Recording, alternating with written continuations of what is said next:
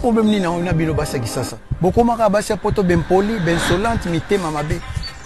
Yango pilipili na bino. Bokolela ngonde na monoko basi so poto. To mabala na bino. Bokozwela ngonde na kofinga ba mama bana na biso. Tango bofinga basi ya poto, bofinga ba mama bana na biso ti. Bofinga ba bebe na biso. Bofinga ba chéri na biso ti. Yo asi poto tala bino yango nini ngokaka. Yo kuna na komi poto to banile ofinga basi ya poto. Bako esi biso ki babota mana poto. Si babota peka kisasa lokwa bino. Ba bonne manière na bino. Bola kisanga na mibale na bino kisasa. Mabala na bino bokozonga na kofinga basi ya poto te. Yo biso mbala poto ko vana biso za facilité. To aba tente biso mto tumbola bango basi na bazoba te.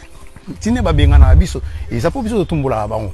Po biso na poto mibali na basi to koma biso ba mazo. To tumboli asiliki to bakisi mona mibale. To tumboli asiliki to bakisi mona misato. To mesana ningo na yo okokango yo ngasi bazoba te. Biso mto tumbola bango. En tout cas, mabala na bino bokozwela ngote na kofinga ba mama bana na biso. Mabala na bino bokozwela ngote na kofinga basi ya poto. Bola kisa ba bonne manière na bino na mibale na bino kisasa. Ba bonne manière na bino bola kisa na mibale na bino kisasa. Ouais. Bofinga ba mama bana na biso te. Bola kisa ba bonne manière na bino na kisasa. So yo pona ngakoto nde botulela na kisasa kuna te. Sia na ba toilette na bino ba chubu wana. Na oke na bino no nonsense. Parce que tout comme na biso ti. Ata balobi est-ce que ngana ça?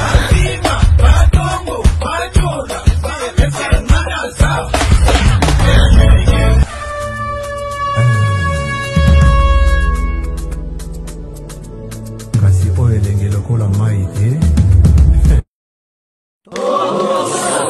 Toyoka do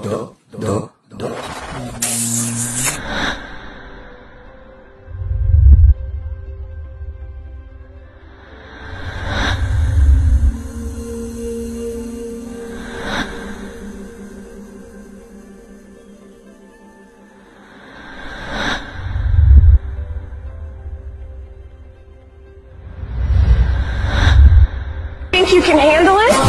2013. Mesdames et messieurs, puis-je avoir votre attention s'il vous plaît? Signore e signori, posso avere la vostra attenzione, per favore? Ladies and gentlemen. May I have your attention, please? Good evening and welcome to tonight's festivities.